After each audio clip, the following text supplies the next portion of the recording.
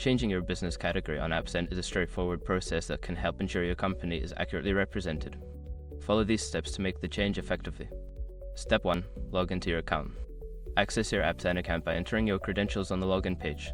Ensure you have the necessary permissions to make changes to your business profile. Step 2. Navigate to Business Settings. Once logged in, locate the Settings menu, usually found in the upper right corner of the dashboard. Click on it to access various options related to your account. Step 3. Select Business Information. In the Settings menu, find and select the option for Business Information or Profile. This section contains details about your business, including the current category. Step 4. Edit Business Category.